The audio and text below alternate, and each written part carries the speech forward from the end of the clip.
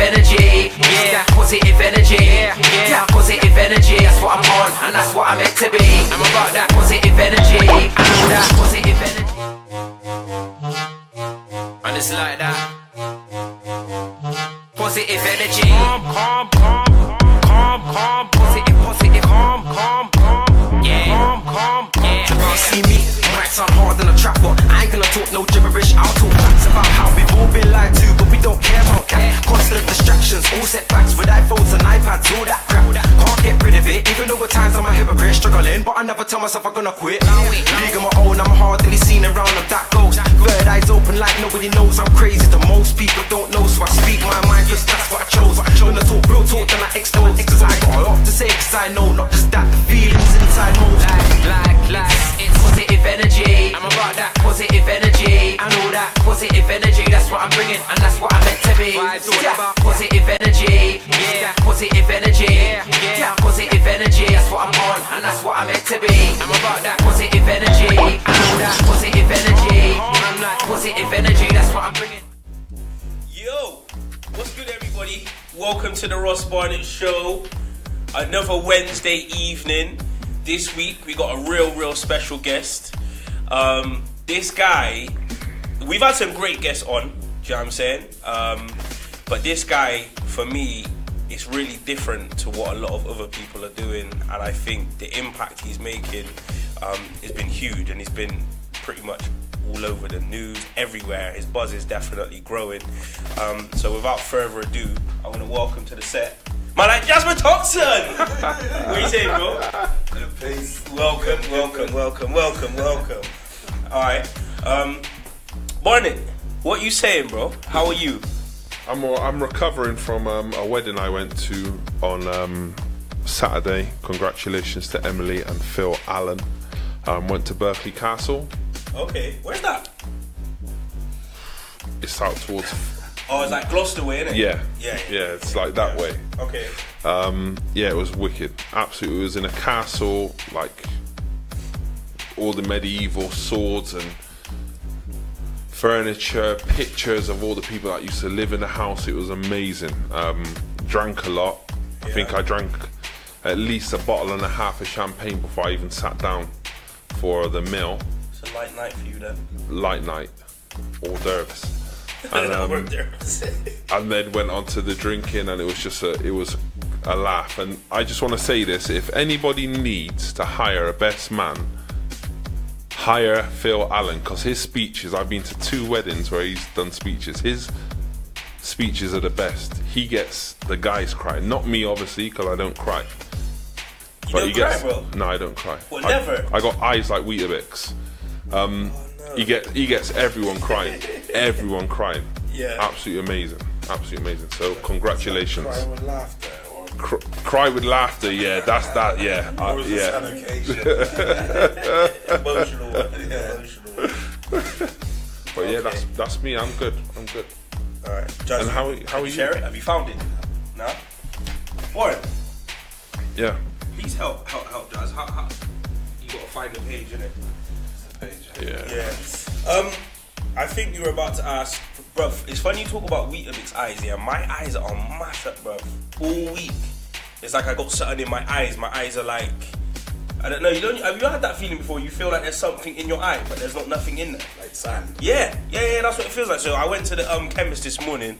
My wife been trying to get me to go to the doctors, but yeah, it's done. Is it done? Yeah. Yeah, it's done. Yeah. Wicked.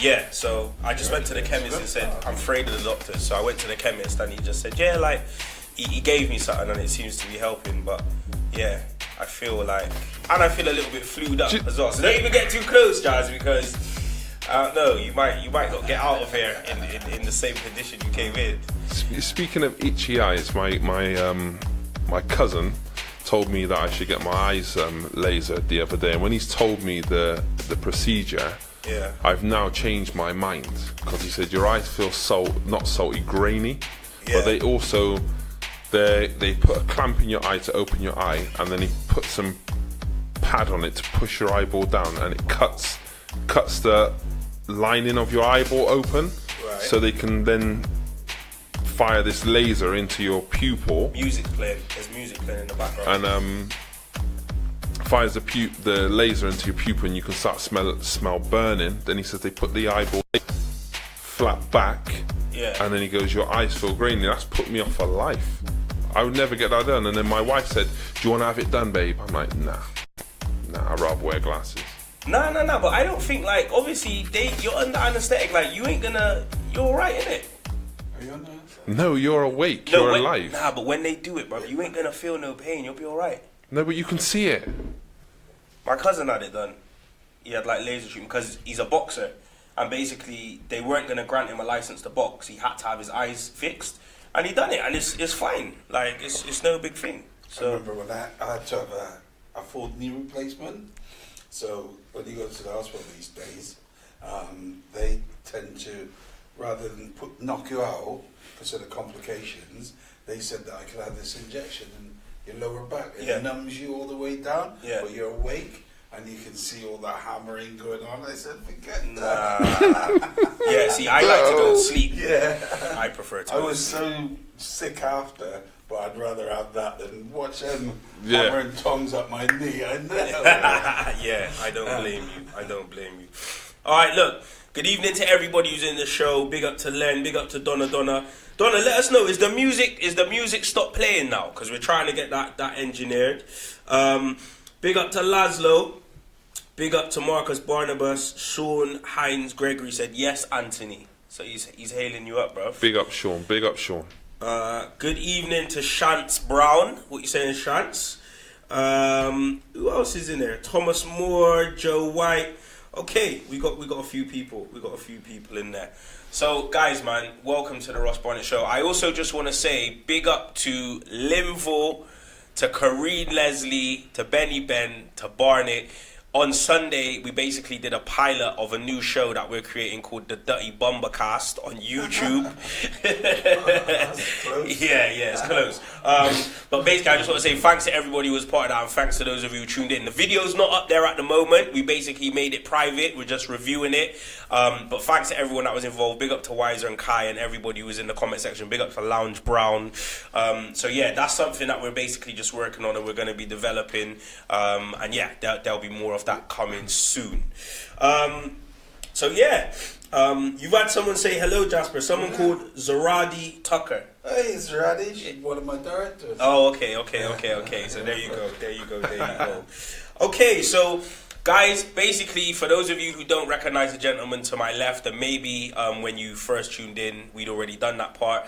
But this week's guest is none other than Jasper Thompson, somebody who's doing some fantastic work in Bristol at the moment, and he's the founder of Help Bristol's Homeless. So yeah, I mean, just from the jump, what was it? Good causes that a person could have.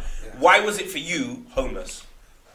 It wasn't a particular choice, you know. It was just like I just got into it. You know what happened was I just started feeding homeless guys on the street. In fact, down by the bear pit. Yeah. You know, I had a teapot. We call it a teapot and some tea bags, and just cracked on. You know. Yeah. And it just started from there, and then the following week my wife came. Hello, my wife Tanya. And then friends of mine just started helping me, and you know, I had a restaurant on North Street, and the restaurant was getting packed with donations. So I just got on with it, really, you know. In fact, I did 3 years ago. I helped Julian Trust. They do this caring at Christmas. Okay. So I'd done that for them, raised some funds, a lot of friends of mine, raised clothing, food and all that stuff. And then I put it down for a year. And then after that, we did the St. Peter's Hospice. Right. We did a fishing competition between Bristol City and Bristol Rovers. Yeah. So we done that, raised some money, because a friend of ours, Divvy, was dying of cancer. He's passed now, and we raised some money for that. Okay. And so I could have done the hospice and children. It just so happened to be homelessness. Right. Okay. No forethought. Just done that. Yeah. Okay. Really, truly. Okay. And are you born and bred in Bristol? Leave it out. Yeah, Jasper. I'm from Brownstown in Jamaica. Oh, serious? What, St. Anne's, yeah? Yeah. Yo, my family's from Alexandria. Oh, really? Yeah, not far in it, it's just up the road. I was born in Alexandria. Yo, we could be family, Jasper. Nah, man. Yeah. Leave it out. I was born in Alexandria. My dad come from Alexandria. Wow. No, you know, everyone, Alexandria's small though, Oh, Jasper. yeah, it's small, yeah. So my family, that older generation, they must at least know each other. Possibly. And my grandmother always used to say... What's the last name? Miller. No. Okay, that's cool. That's cool anyway, that's cool. Unlucky, mate. That's a good little one. Come on, man. Come on. No, but like... Yeah, Alexandria I come from. Yeah. I was born in Jamaica. I came here when I was about 9, I think it was 10, I'm quite sure. I think it was 9 years of age. Okay. And lived over in Easton. Right, okay. Yeah, unfortunately. Nah, joking. No, I lived over in... What? I'm from Easton. Yeah, by Fox Road. Yeah. Fox Road. Fox Road in it originally. Yeah. I was only there for a couple of years. Yeah. I was too naughty. Okay. And then I moved, got put in care, and I've always lived in South Bristol. Right, okay. Because, yeah, you're kind of like a flag bearer for South Bristol. Oh, yeah. South Bristol. I went to Withywood School. I went to Bedminster Downs School. Wow, okay. So, you know, I lived I was in care over this side. So I kind of love South Bristol. I really love South Bristol. Yeah, I don't know what it is. I just do. You're the mayor of South Bristol. you're like the mayor of that place, B. That's what they down at Levercrooks. That's what they call me, the mayor of South Bristol. There you go. Okay. So you were helping the homeless as far as just like down by the bear pit, giving people tea, and then like you said, people started to make donations and bring stuff to the restaurant. Was that what was that restaurant called? Still, it was called Jamaican Diner. Yeah. It's still called Jamaican Diner. Isn't No, it? we've had a bit of a name change and handover and because the project now this is my full-time job. Oh wow. Yeah. Okay. So there's been a bit of a change over there now. Yeah. And this is my full-time. It's been my full-time job for the last year. Right. Okay. So yeah. Okay. So how did it go from, like you said, giving people tea and helping out and just doing little bits to the full-on project it is today? Well, so I seen that the project was growing. Yeah. So I had a bookkeeper, so we opened a bank account. We found a name called Help Bristol's Homeless. Mm-hmm. It just came like that. We never even thought about it. It just came like that. Yeah. And so we then, I then decided, I need a kind of a hub, to work from. Yeah. So what I put out a shout out on Facebook. I need somewhere to set up to do this project properly. And then a friend of mine, Paul O'Brien, is a roofer over in South Bristol. He said, Jasper, you can go on my land. But I didn't have nothing to go on the land with, and someone said to me, got a 38-foot caravan you can have, but it's all the way in Westbury. Yeah. Okay. In Wiltshire. Oh, okay, Westbury in Wiltshire. I'm like, that's brilliant. Great, thank you very much. How the hell am I going to get it back, you know? So then a couple of mates said, we'll put it back on, bring the publicity. And then a friend of mine, Gary Case from GJC, he said, Jasper, I'll pay for it. So, it just started rolling like that. So we brought the caravan onto the site. Then another friend said, we like what you're doing, we'll do it for free. We're like, brilliant. So they've done it for free. So we started this 38-foot caravan on a site in South Bristol. Right. And that's where we actually started. Still doing, handing out sleeping bags and bits and pieces like that, Yeah. And then Epiphany. No, they call it maybe, I'm not sure.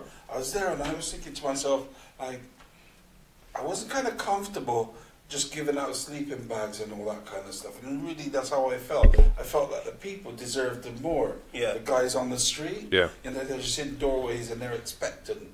And I know people who've been saying they've done it for years and stuff like that. And I'm thinking, you've done that for years and nothing's really changed, Yeah. So then, I decided I'd never ever seen a container before. I've seen containers, and I've been in Afghanistan and Pakistan and all that. Well, Iraq, and I've lived in containers when I do my work. but never seen one converted. So I decided one day, in all my wisdom, to convert. It was March last year. We convert our first 20-foot shipping container. Someone donated to us. Someone from South Bristol, Titan Shipping, and they donated this container. And I knew nothing about converting a shipping container. And I don't even know a screw from a nail. Okay.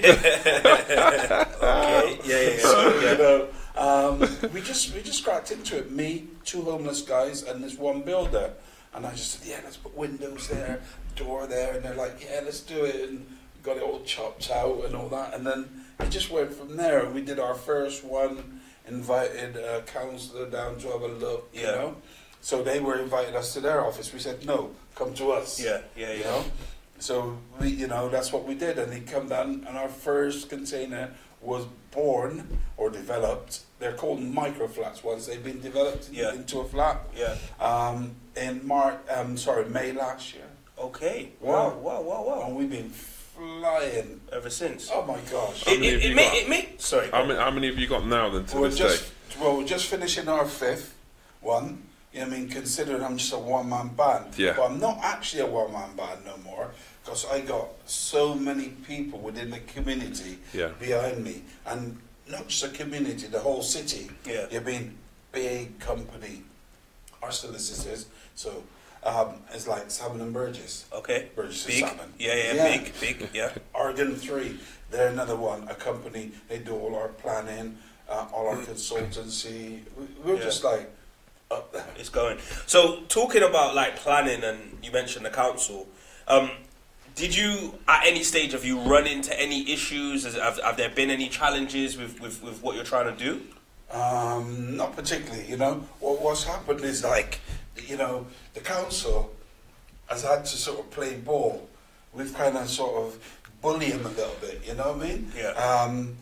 Because we were on Grand Design. So here we are down on Grand Design in Birmingham, 5-day show.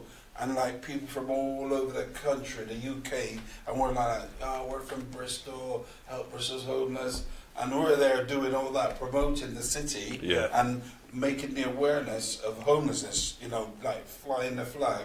So they had to do something. So they came up with this plot of land that they've given us, Right. So they had to do something. Yeah. And we keep shouting the odds, lots of people shout the odds, but they've just come with me. Wow, okay. It makes perfect sense though. Like when you think about like a container, like that makes perfect sense, isn't it? Like that's a good space you can get. Yeah. Well, what is the kind of setup of a typical container? I know we got some pictures as well, but what is the typical kind of setup? A normal container comes as 40 foot by 10 foot or 20 foot by 10 foot. Yeah. But the containers we have, you'll see on the slide there now, is a 32 foot or a 34 foot by 10 foot or by 12 foot. Right. So it's like a space. See where your glass door is there, and that's a container to this size, Yeah. Look at that, that's beautiful, Yeah. And the setup, as you can see, they're all what we get. We get a container, so we strip it to its bare bones, and then we insulate it, either with spray foam or with Celotex. Yeah. So once that's been done, we then board everything. We board it all out, so it's insulated from top to bottom. Yeah. So it's nice and warm. So we then do all the first fix for like electrics, shower units, and everything like that. Yeah. So we have a sort of pattern. When the chippies finish boarding out or framing out, the electricians are coming and do their first fix. Yeah. And all these guys are skilled people. Now, what's good about the project is that if you're homeless on the site, you chip in with the electrician, and you chip in with the builder and something. And there's some, I'm telling you, there's some really skilled people on the streets, and they just need an opportunity to sort of enhance the skills that they've lost for years. Just their etiquette, please and thank you. They've lost that skill set for for years have been on the street. Got one lad down there. He's been street homeless for about on and off 13 years. Wow. And was living in the woods, Lee Woods. I mean, and we took him out there last year, 2017. He should be living in the woods, 2017. Yeah. That's caveman Yeah, style. yeah, You know? yeah. You should, there should be a better. But people have complex needs as well. Yeah. You know what I mean? But there is guys, the ones that like living in the woods and stuff are the ones who are easier to engage. Okay. Because they're not strung out on the drugs, that spice and all that stuff. Yeah. Which you see a lot of them lean up, Yeah. And the misconception as well is all people who are homeless is their fault, or they're drug addicts, or they're alcoholics, but it's not true. Once you hit that street, it's got to be difficult. Yeah. You see how cold it is out there. Yeah. You got bad eye. I got bad knee. He was drunk on the weekend. So, imagine having to recover from those elements that me and you might have had. Yeah. You're not registered at a doctor. It's just hard. Yeah. So people turn to drink and people turn to alcohol on the street, and they'll say to me, "Oh, Jasper, I was never like this when I came on the street." Yeah. You try coping. Yeah. I mean, What is there? Because I was going to ask you that, because I'm glad you mentioned it, because that is, I think, a common misconception.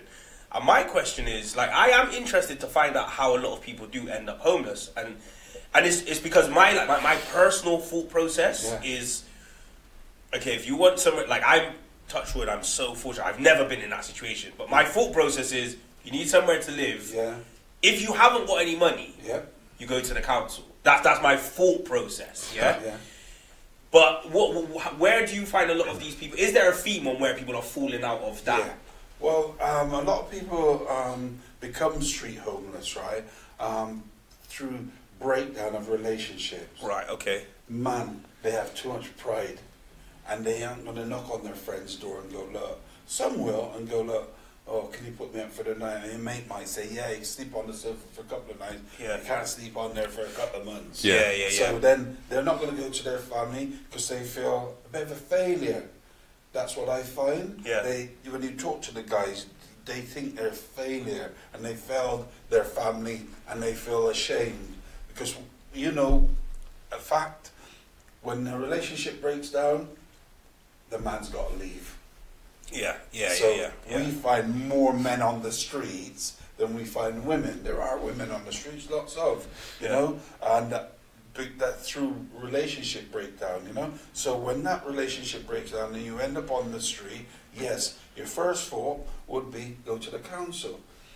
But there's a system here in Bristol, and in every council area or council, is that you've got to have some local connection.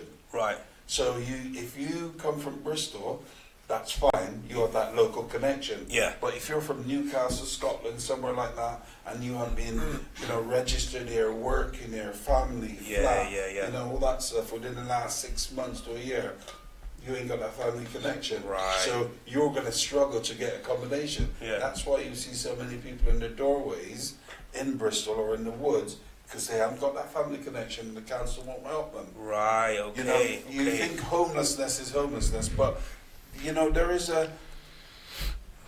a logic to their madness, really, you know, because you imagine if everybody was housed, regardless homeless or not, you sit and be flooded. Yeah.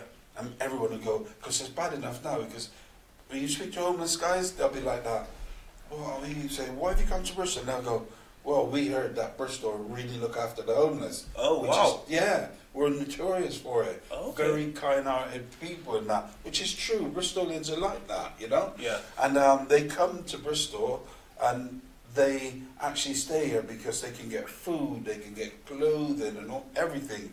When you go to some city, they haven't got that provision. Right, okay. And there's lots of groups like what we're doing, Okay, we've sort of pulled away a little bit from some of the groups because we have moved into accommodation of homelessness, Yeah. And, for instance, when we had a container on Grand Design, like I just said. Yeah. And oh my gosh, the response, It was phenomenal. How did that come about? Sorry. Boy.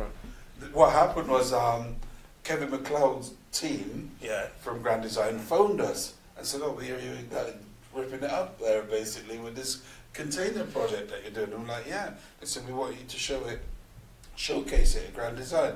And you go on some of their feeds, and they're saying, like, innovation-wise, ours should have won a prize down there. I ain't bothered about no prizes. When I get nominated for stuff, I ain't bothered about that because it's a community thing. Yeah. And I want it to remain a community thing, you know? But that was, the reception was fantastic. And even like, we get phone calls from Scotland, Ireland, emails. I'm on the phone constantly, every day, advising people.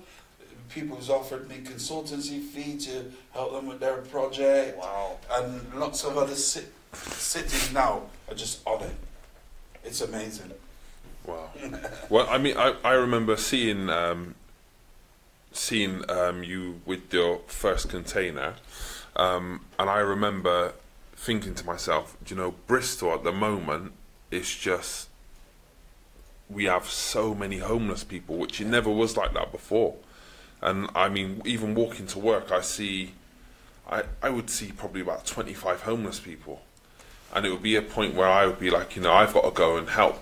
Yeah. I've got to go and help and give them, you know, some food or whatever. And I would go back and I'd ask every single one, do you want tea? Do you want toast? And they'd be like, oh yeah, I'll have toast and tea. And I'd go and get all my all the toast and teas, and I'd bring them all back to the people. And everyone would say, like, where are you going? Like, there's some homeless people there and they look cold and that. So go and give them tea. I seen a guy the other day, older guy, he was probably in his 60s, homeless guy, and he was shivering. He didn't have no clothes on or nothing. I went and got him a jacket. Yeah. Do you know what I mean? Yeah, but what you're doing, I think it needs to be, people need to be jumping on board. Because it's such a, for me, you know, like spending money on toast and things like that, that money could be put in to get these people their own accommodation for them to fend for themselves, sort themselves out, and then, you know, maybe go and get a job, and then, you know, rebuild their lives. And rebuild, and then. I was going to ask: is there a time limit? Like, so the people, how do you select firstly who goes into these units, and once they're in there, are they only allowed to be there for a specific time, or how does that work? So what we encourage is that when we see people on the street, we always say to them, is you need to engage with St. Mungo's, Julian Trust, Emmaus, Royal British Legion if you're an ex-soldier, SAFA, because to get on our containers, you need to be assessed. Right, okay. So that we don't have, you know, there's going to be problems, but we need to know who we're getting at the container each night, or not each night, moving into the containers, you know. So they're assessed, and then people that charity will phone them, oh Jasper, we got this guy, he'd be suited for your project. Even with Bristol City Council, we signed up with them as well, so they can send people down. So we then assess them ourselves and go, yeah, he'd be suited to our project, you know. And because, you know, where we're moving on to our site is for 5 years, and we want like an integrated community. So it's a gated community we got down there. We'll be having, and then on there we got a big restaurant. You know, like the Cargo.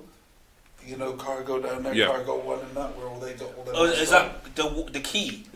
Gun Wharf or something like that. Yeah. So we're doing a 40-foot container into a restaurant, like a proper restaurant. Okay. And we're going to invite like local celebrity chefs, because we've got a few down in Bristol, and we'll do like, you know, either cooking lessons for the homeless guys, even volunteers will do all that.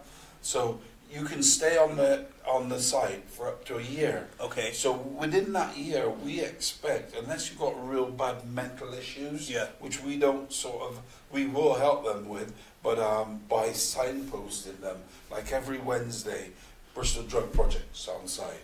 So if you've got a drug issue and someone in your family's got a drug, they can come down and go on site and see Bristol Drug Project. confidentially. Yeah. So you can stay up to a year, and within that year, we have like structures in place, and where you can go to counselling.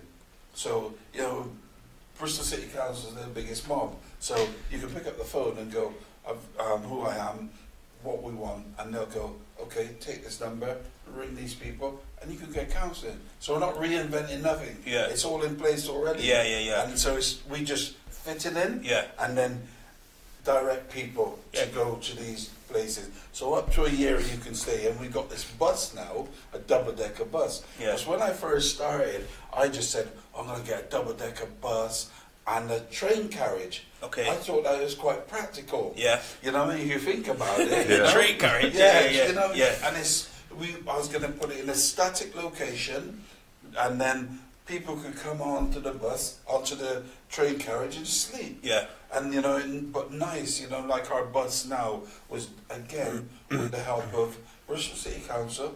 A lot of people go like, I used to be like, well, council should do more, but like, you need someone who wants to work with the council. I'm happy to work with them because they got the biggest dough, Yeah. and they got all the buildings and they got all the land. Yeah, they got all the so resources. It makes sense Yeah. to sort of sit in with them, Yeah. Don't be stupid. Yeah. Sit in with them, follow the rules and regulation, Yeah. and then get what you can because you got a bigger, picture than just like slagging them off, Yeah. And I stopped doing that now because they have helped my project to grow. Because without them giving me that land, the new land that we're getting, the project would never grow. It'd be just static. And then all them homeless people that you see on the street, like our bus now is double-decker. So when you come on night, again, you can stay up for a year, and you need to be recommended to come on the bus, because volunteers have to be safe, and the homeless guys have to be safe, Yeah. because you don't know who's coming to you, Yeah.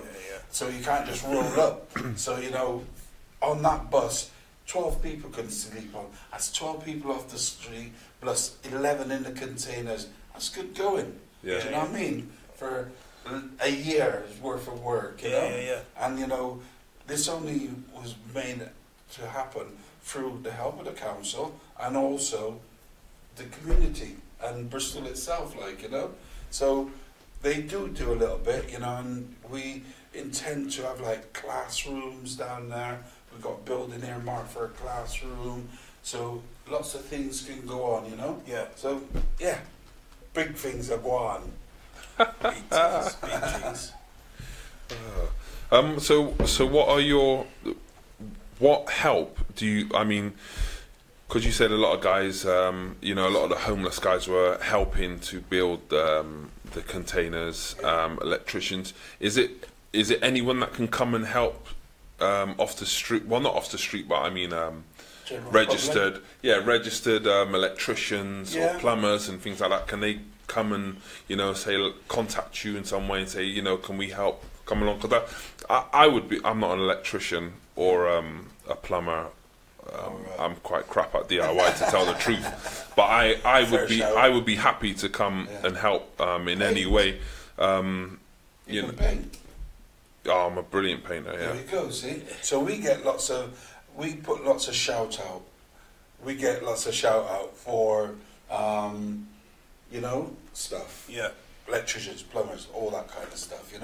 And then they just come along and they message me. Big companies, they'll go, Jasper, we have charity days, we can send 5, 6. Like last year, for instance, Red Road came along and they helped us build a container within 5 days. Wow. Yeah. They got the resource, innit? They got the manpower. That's right. Yeah. Okay. So they done that. And then so people like yourself could just ring me up. You can't do nothing. Well, yes, you can just make tea or stuff like that.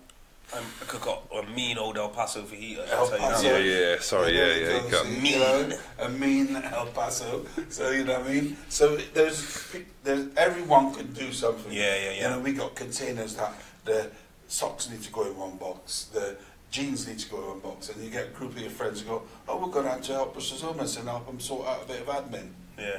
Stuff like that. There's loads to be done. Okay. But like plumbers, electricians, or roofers, we're always shouting out for them, and they always turn out. Okay. That's good.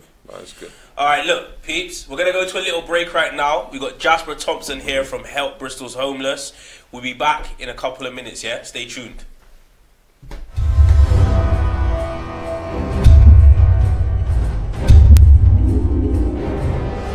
Tomorrow's your big day.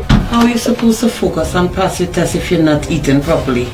Janice, Chantel, you're over 10 minutes late. Come and I'll show you, innit?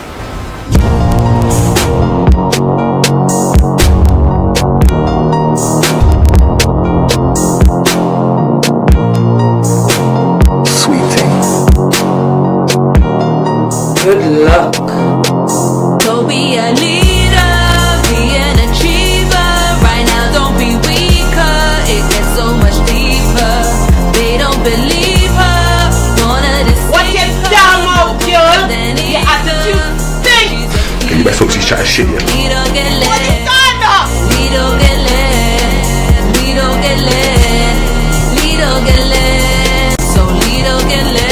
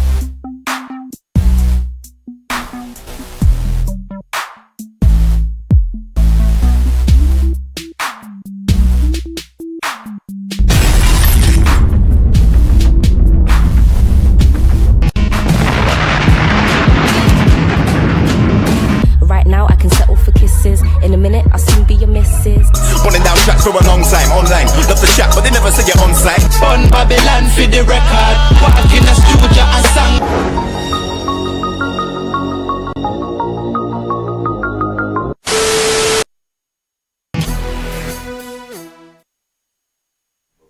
Yo, welcome back to the Ross Barnett Show, everybody. I hope you're good.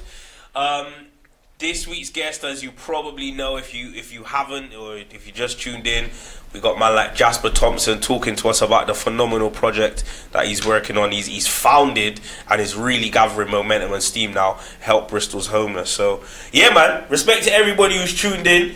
Big up to Seba in the comment section. Well done, Seba. Thank you for tuning in. I'm not sure if this is your first time, but welcome, man. Thank you for tuning in to the show. Evening to Kim Strange. Lee Anthony Jones, he said top man. Jasper, do you know who that is? Lee, yeah. Salute to Lee. Salute to everybody who's tuned in, man. Lashana Thompson, Tariq Sharif, Sasha Ross, my lovely wife, Sherelle Minor, everybody, man. Big up to everybody. Alright, so where was we, Barnett? Pick us back up, bro.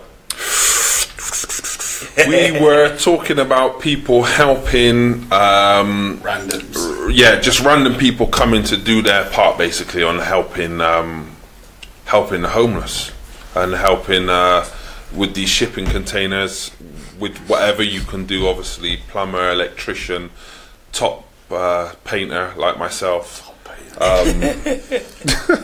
He sings a mean happy birthday, that guy. And I can sing as well. Yeah, I can sing as well.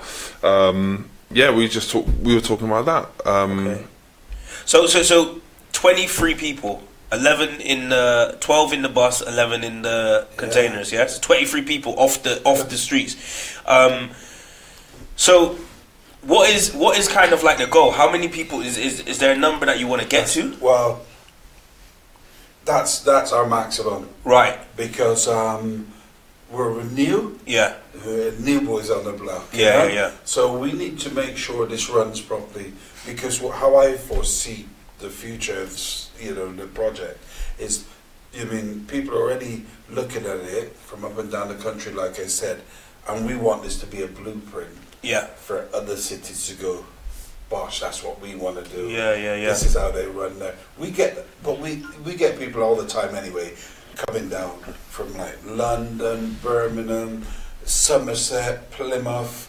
We've had people from Belfast. They've all come over to visit this project. Yeah. You know, there isn't many days that in a week. I don't think there's any days in a week that we haven't got a site visit from someone outside of Bristol. Yeah. So people like when I was at that Grand Design Show, like this bloke coming, he went, "Jasper, you're my hero." Don't know who this geezer is, man. He's just been following us, our project from the off, Yeah. And he's gone, I love what you're doing. And just people, all the way up to Hull. I'm going next month. I've got tomorrow night. I'm addressing the Labour Party. Okay. Me, man. Wow. That's big. That's big. I know. Yeah. They've asked me to address the Labour Party in South Bristol, which is great. And then March, I'm in Lincolnshire on the 2nd of March. Then on the 14th of March, I'm in Sheffield, and then I'm in Manchester. I'm all over the place. Wow. Just people inviting me because, one of this invite, particularly in Sheffield, they foresee this as a project which will be affordable housing. Yeah. That's how they're like long term. Yeah. So it's not just for now. Yeah. They're looking at it and thinking, we need to make this and get this into government to have shipping containers. It's just like thinking outside that container box or outside the box. Yeah. Because they are absolutely, as you can see on screen, that's our Grand Design one. Yeah. They got Velux roofing. We've got we've actually got our new, when we go on our new site, we've got Ecotricity. Yeah. Now, Ecotricity is owned by Forest Green Rovers. Right. Dale, he owns the company. Yeah. And they're doing all our solar paneling. So that's what they do, solar paneling. Yeah. Okay. So all they do is just green heat, everything like that. And do they have batteries connected so they can store the energy? Okay. And then we've got Mitsubishi on board. They're going to do all our heating, and keeping our carbon footprint. Yeah. Wow. Yeah. So lots of the people from Green Party who get into that. Yeah. And people who, we're going to try and make a difference in people's lives, but we also want to be good to the environment. Yeah. So we're trying to tick all the right boxes. Yeah. And with companies like we've got on board, we absolutely will tick all the right boxes. They got the skill set. I've just got the energy at the moment. Yeah. To sort of drive it all along. Yeah. I mean, 3 or 4 weeks ago, we was on Songs of Praise. Oh wow! Yeah, songs. What was you singing, Jasper? No. You singing? No. So you could have had me there for that. Yeah, you as well as painting. Yeah, we was on. On that. Songs of Praise, and then we had an invitation, an inquiry to say, do I want to go on to the One Show? Okay, So we might go on to the One Show. Next month or the month after. We got a few weeks ago. We had like couple of months before Christmas. There's this camera crew just following me everywhere. Yeah, trying to do this documentary on me and what we're doing. Yeah. What's great about it? I ain't bothered about all that. It's just raising the profile. Yeah. Awareness. And making that awareness of homelessness. Some people have never taken any notice of homelessness or homeless guy until I've been, to see I do lots of talks in companies because they want to be our charity for the year. I did one last week, I did one the week before that, just go around, there's 20, 30 people sat in there, and we tell them, and they never thought about it before, just to actually go up to a homeless guy like you do and talk to him. Yeah. Because you know what people feel, no empathy. Yeah. Some of these people, they just they're down on the homeless, Yeah. And since I've been I've never really noticed them before until I started working with them. So what I've done is now made the awareness of homeless people, Yeah. and people see them. It's like if you fancy a car, you keep seeing it all the Yeah, time. you're innit? tuned into that frequency. That's right. Yeah. So that's yeah. what's happening with lots of people. Their psyche, and I was like, I never noticed that homeless guy before. Yeah. That's because they've seen something on our page, seen something, because the level of the homelessness is so high now. Yeah. Yeah. Is it a particularly big problem in Bristol, bigger than anywhere? I mean, you did mention that a lot of people come to Bristol, Yeah. but like, have you looked at national statistics? And if so, how does Bristol rank? Manchester's massive. It's bigger, yeah? Right, Terrible. okay. I think they must have the biggest problem in the UK, but Bristol's not far behind it. Right. And see, another one of the problems that we find with homeless guys is that they've been ASBO'd from other cities. Yeah.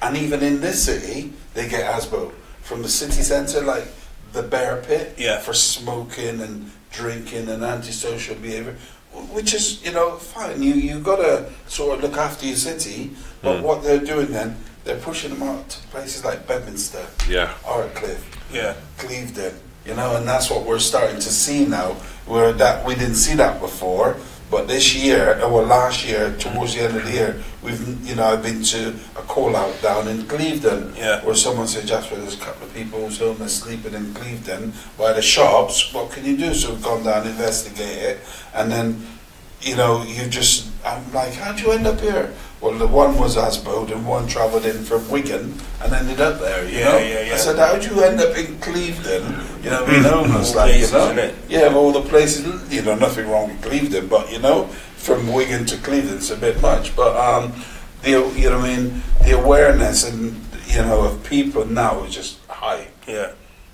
I mean, what you're doing now is something that can be done internationally, because homelessness around the world is a big thing. I mean, when I go to New York, there was at one point there wasn't any homeless people on the streets, but I think they did what you said with the ASBOs. They moved everybody out, and then slowly everybody's come back in again.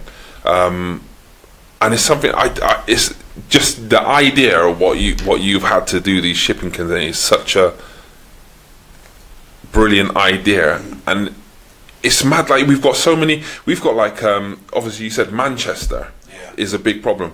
We got big clubs like Manchester United, Manchester City, who could invest in something like that, because they must have help the community initiatives within the football club to help these people. And why isn't this? Why isn't it someone to drive it?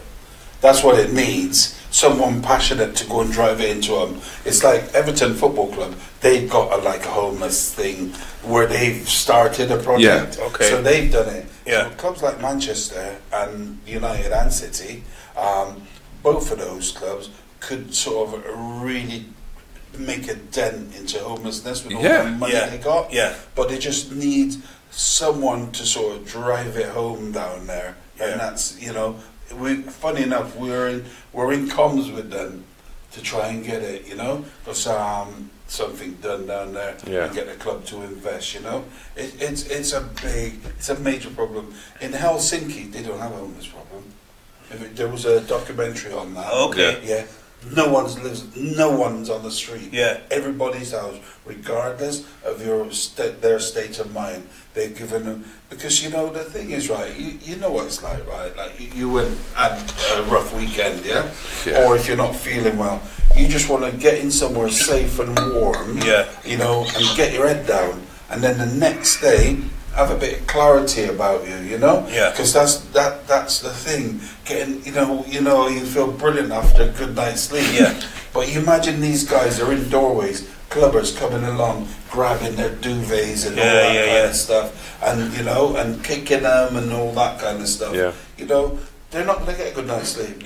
So their state of mind the next morning is just mash up. So it's difficult, And I see a lot of councils around the UK spending money on anti-homeless equipment. I mean, if they would invest that money in these containers or some way, that would obviously help in a big way. So why aren't they doing this? Because couple of things. Did you see a few last week or the week before that sprinklers? Yeah, how ridiculous is that? What was that?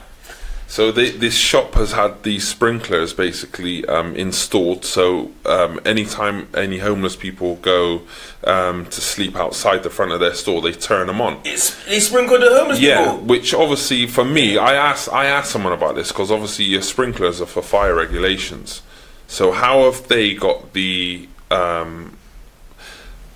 how are they allowed to basically mess with the fire system to turn on sprinklers and turn them off? Yeah. I don't think they necessarily messed with it. They installed something specific for that. Yeah, like a sensor or something. It is. Yeah. What it is, it's like a trickle all night. But if you're, and you know, that's not good for health. Yeah. You know, if you're led there in a sleeping bag or somebody, that drip. I was in the army, so when you're out there, that drip, you're getting wet. You're gonna get soaked wet through. You know, and it's just unfair. You know, Yeah. They could have called me. In fact, we got a meeting with that company coming up very shortly, just to see how best they can do it. I sympathise with the people who have to, because they said there was fouling in the doorways and antisocial behaviour. But I don't think that particular unit was any worse than anywhere else within the city. Yeah. But they went to great measure to but they could have just put shutters up. Yeah, simple, you know. Or they could. I mean, a lot of the guys, right, homeless guys, they know they got to sleep there all the next night, so they're not going to foul it. They're not. Yeah. So they'll try and keep it as clean as possible. They leave their sleeping bags there and everything like that. But you know, these people decided to do that to sort of prevent it, and you know. Not good. Yeah, they could have just had built a rapport with the person who was sleeping outside and just say, it's time. Or like I said, just offer him, tea and coffee or biscuits or whatever. And from that time you're giving that person those things, he knows it's time to get up and go. And it's kind of I don't know. It stops people from messing with the shop as well because. The person there is sleeping, so nobody's going to go and bother the shop there because somebody's sleeping there. It's a difficult one because they pay their rent, they pay their rates and stuff like that, and they don't want to come to that every morning. And they've had a bad day or a bad night themselves. However, you're not talking about like wild animals sleeping in there. You're talking about human beings. That's what people are forgetting. Is that these people, just like me and you. It's just that they've fallen down on their luck, and they just need a hand up, to get going again. So people have to have a bit more empathy with homeless people, know, and stop looking.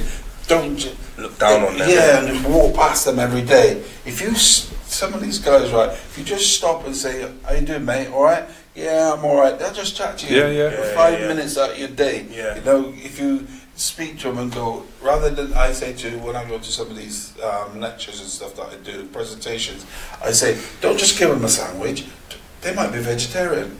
They might be vegan. So there's people. They might not like milk in their coffee or sugar in their tea. Ask them, talk to them, give them 5 minutes at your time, and they're happy with that. Trust me. Always ask, because I see a lot of homeless people that are given things and they don't eat a lot of the things that people and they've got they'll have a pile of food, and then people will see that pile of food and think, I'm not getting that person. I think, look what it. And most of the time, all that stuff they don't eat. They don't. That's right. That's why you always got to ask. Do you want a cup of tea? Do you want coffee? What do you eat? Do you want anything to eat? Do you need anything? Stuff. Just open questions like that instead of just here's a bean and sausage pasty from Greg's. And there's probably people who think you should be grateful for that. That's probably it. I don't want to eat that sandwich because it's got meat, and they're like, what? I bet you get that. Should be eating They're human beings. Treat the people them with respect. That's like you go into our containers, right? Some people say, what, like the worktops in our granite worktops. Okay. Now the reason I got those is because a friend of mine, he does them for us. Yeah. So he's got company, so they got cut-offs. Yeah. So rather than bin them, he's come to me and said, Jasper, whenever you need one, just give me a shout. Yeah, I'll yeah, put it in. So I was going to bin it anyway, right? You know. So Brilliant. you know, it's a simple something. You know what I mean? And it is a simple something. Like, I mean, this container this container that the microflats I'm building out, these containers, right? The way it's been received, it's like I've invented a container. Yeah. You know, the way people see them, we do them out really nice, to a high standard, everything certified, electrician, plumbing, everything, right? And because it's a nice home. Yeah. Make it nice. So how can people help you, Jasper? What can people do, and how can people get involved and help you? Well, the best thing to do is just like they follow you guys on your Facebook page, follow Help Bristol's Homeless. You don't have to follow me individually, because we have people who run our Facebook page. Yeah. And when we shout out for skilled people, wood, screws, nails, all sorts of bits and pieces. You know, people buy socks and people buy underwear. You know, you take a $5 down to George, you know, you can buy some socks and underwear and drop it off to us. Yeah. Just because there's a constant flow of people and things that they need. Remember, some of these ain't got no washing facilities and all sorts of stuff. So to help me, you can jump on the Facebook, and then, which is Help Bristol's Homeless, and then, you know, see what we're shouting out for. Okay. And then help us out that way, you know. Yeah. We got donation buttons on the website. I know everyone's strapped for cash, but now and then, if you're able to drop a $5 in, imagine 100,000 people drop a $5 in. It's as simple as I'm making a donation today. I'm making a donation. I'm donating. I won't say how much. Yeah, you have to go on the website and do it. Okay, and then once you're on the website, that's how people get engaged. Yeah. You know, what can I do? Yeah. People love the bus project. You know. Yeah. The bus is going to be amazing. You know. When is it due to be completed? Well, another couple of weeks yet, because, you know, it's quite intricate what we're doing, like, you know, and again, done to a high spec, has to be comfortable. Yeah. You know what I mean? And, you know, so if you're going to lay on that bed, the beds I put on Facebook several months ago, I needed mattresses. This guy from Bradford called Natty, he offered me the beds, and now he's seen us doing the beds for the bus. He's given me 20 made-to-measure beds, mattresses for the bus. It's amazing. Yeah, it's amazing. Yeah, people just like really reaching out, you know. So, you know, I mean, in a minute, you know, we're gonna do a crowdfunder or something like that to raise. You see that picture that you got there on the screen now? Yeah. What you're looking at there is shipping containers. Wow. And those are in Acton. They're in development stage. So there's a company who luckily got the well, not luckily, look at that. You wouldn't tell that the is shipping yeah, container. nah. Yeah, that was nice. Why can't we do that in Bristol? They're stacked 4 high. Yeah. And you go inside. They're not as nice as ours. Yeah. And they're not. But, you know, they do the job. Yeah. But if you know, we could have that. And then their housing, that's Ealing Council have taken a punt on it. Yeah. And they're going to house 200 homeless people. Wow. You imagine we got a place 200. like that. Yeah. 200 people off the street. So if they're talking about, like, if people are saying, like, there's 60 or 70, you know, you get counts and stuff like that. Well, if we got accommodation that we could house 200 people, I'm not on about just me running it, but you can have groups of people running it and running it properly. Yeah. Okay. And so, you know, jump on the Facebook, give me a shout out. You know, there's always shout out for what we want. Yeah. And, you know, there's ways you can help us, like, you know. Okay. Big up to Ha Rossi, because Ha Rossi just shared the page. Hey, Marcus Barnabas asked, what's the difference in Helsinki? I know you made reference to Helsinki and the fact there's no rough sleepers. When you say the difference, you know, there is no rough sleepers. And the UK is going to try and adopt the project that they do in Helsinki. Yeah. So everyone's housed. Yeah. everyone who's homeless is housed. It's like a welfare thing, though. Yes. Like the state make sure if you are. It's not just like a local council. Yeah. It's the whole state. Yeah, It's government run. Do you know what I've That's heard what I mean. over in that part of the world? I've just heard like the lifestyle's very good. Yeah. I've heard they really like. It's just the society there. I've heard. Is You're very looked after. progressive. They look after. Yeah, very Yeah. progressive, Yeah. and you looked after. Yeah. You know, like Denmark and all them places. I mean, look at content. It's lovely. You get your front door key. We got TVs in them. You know, they're all licensed. You know, one license for the whole community. Yeah. Covers all 11 containers when they're done. You know, How many people can sleep in each container? Well, you could actually sleep 2. Yeah. But we only have them for 1. 1, okay. So you can have your privacy. You got like a flat, basically. Oh no, yeah. it's a flat. Yeah. You got a flat. Trust me, when you go down there and have a look at one of them, Yeah. people are like, this is better than my flat. Yeah. You know? Nah, that's nice.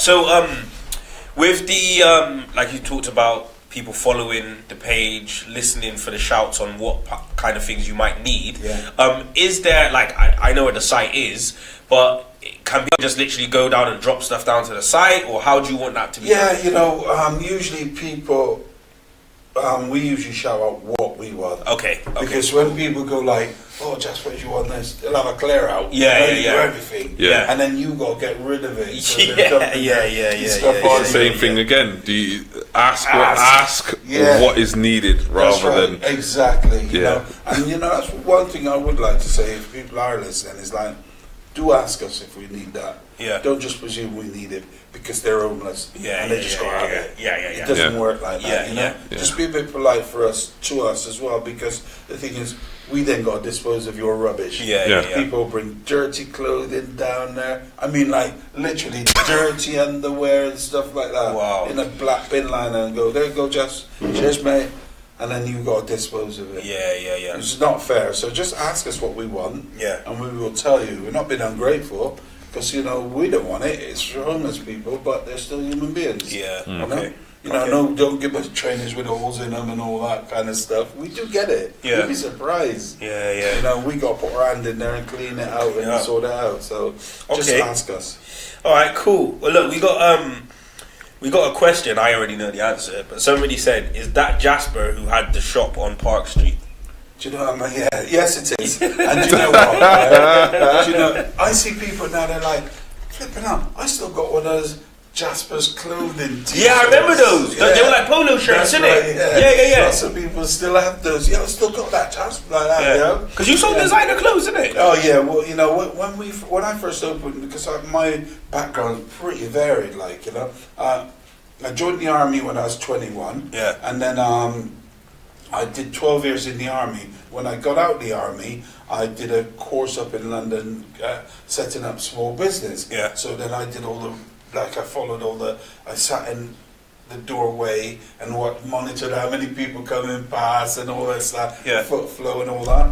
And then I started selling t-shirts at the back of my car, and then I got a shop, right? And then I stayed on Park Road for about 18 months.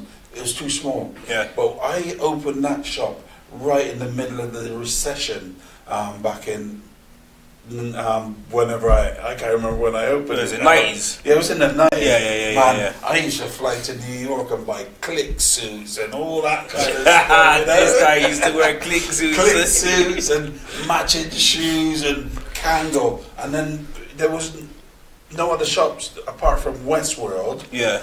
Who used to do stuff like that, you know? Yeah. So then I left Park Row, went to Park Street, Yeah. and I was there for about 10 years, you know? And then I used to fly to like New York and buy Ralph Lauren shirts, because you couldn't get it because it was so difficult. Yeah. You couldn't get Ralph Lauren anywhere. You get anything anywhere. No, yeah. But I used to fly to like Boston and all them places and go to outlets and fill up my suitcases, right? And then come back through customs and anything to declare? No. Sweating all the way back to the bus. And just sell loads of stuff. So we used to do good business, you know, and people say, well, you know, one of the questions you ask me, why homelessness or why am I doing this now? I've always gone, ka-ching, but it hasn't made me decide to do what I'm doing. Yeah. I just done it because I wanted to do it. You Yeah, know? yeah. It's not because I've always sort of take. I mean, it's just that I'm a businessman. Yeah. And I just roll with whatever, you know. Yeah. And you know, so yeah. Okay. Big. Well, I think that's been a phenomenal conversation. Inspirational. Yeah. And Very inspirational. I'm donating right now. As soon as we get off, as soon as the cameras go off, I'm gonna go on my. You're phone helping and packing up donate. first before you do anything. What about your missus? Was she alright with that? Yeah, my missus is good, man. Okay. My missus is good. It's a good cause, isn't it? It's a good cause. Yeah, it is a good cause. You know, you're helping people. You know what we're trying to do is change people's lives. Yeah. You know, so you know, every little penny count. You know, we need a healthy bank account because the people on site at the current site are living for free. Yeah. But when we move on our own site, everything's paid for. Bosh. Yeah. You know, so every penny counts. Jasper, Donate. thank you so much for coming through, Very man. much, Thank you for Jasper. having me down. Thank you. Really inspirational. How's City getting on? Oh. I don't know. Anybody out there in the comments, how's City getting on? Getting on, you know, You're a die-hard City fan, innit, Judge? Days. 1-0 full time. Is it? Win a flipping game of football. What's going on, bro? It could be worse. You could have lost. Could have lost, You could have lost. You could have lost. Big up Bobby Reid. Big up Bobby Reid. Bobby Reid. Bristol. Peeps, listen, thank you so much to everybody who's tuned in this week. I hope you've enjoyed the episode. Again, I want to just say a massive thank you to Jasper. Really, really different episode to what we've done in the past, but I've really, really enjoyed it, and I think you're doing great stuff. So people, if you are you want to get involved, obviously follow the Facebook page. You can donate, you can listen to when they need help, and just reach back and help those people out. So from me, I just want to say big up to everybody. Have a great week. Don't forget this Sunday the Dirty Bomber cast is coming on YouTube again. It will be live. We'll confirm the time a little bit closer. Just bear with us, peeps. We're just playing around with stuff. We're testing times and this, that, and the other. But basically, we're going to be doing that again this week. So, have a good week until then. I want to say big up to Benny Ben in the background. And then I'll hand you over to my big broski, Barnett, to sign us off. Levels, all right, yeah? Okay. Levels.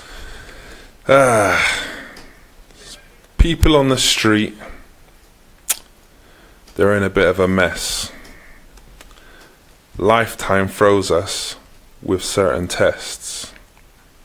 Just look up Jasper's organisation to help the homeless. We out? We're out.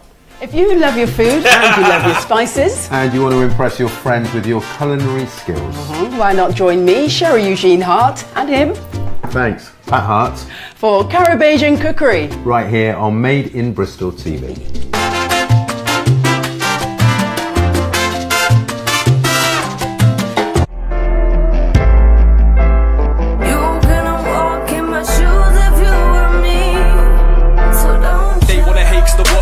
Insane with the flow, I'm a wordplace dumb sick. Come with something to turn the stage upside down when I run in much straight up. I don't care.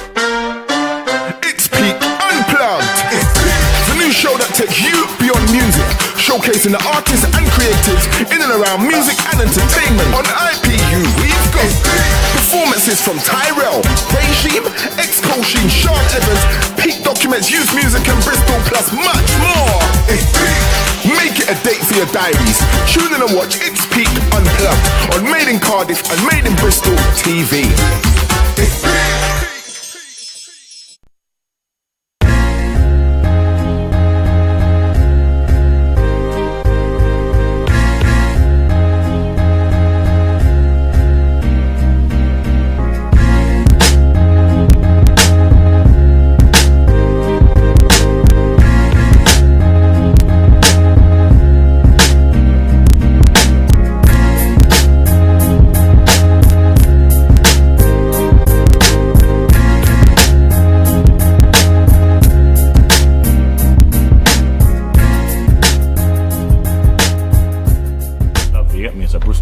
Love, it's not a hate thing, it's not no post. postcode thing is right now. It's just a music thing, a real thing. You get me? Real, recognize real. There's a lot of kind of influence from unorganic foundations. Like, we got so much talent in Bristol, and like, but if you walk through ends, you'll see like so many guys that could fuck up a beat, but it's like they're not getting that recognition. Everyone knows I'm the best, but I guess that they kept it a secret. Cause they don't wanna shoot videos anytime when they get me to feature. Come true and I turn it to iCity like I be flexing with Nina. Man can't tell me in my city, I'll start pressing the Nina. This year I'm trying to get my passport stamped like recorded delivery. Listen to beats while she's over there and she's ordering Tiffany's. Loyalty before royalty and she's always into me. Why is your girl's nickname's MOT? I know all her history. What the fuck is the scene saying in Bristol? Sim City TV.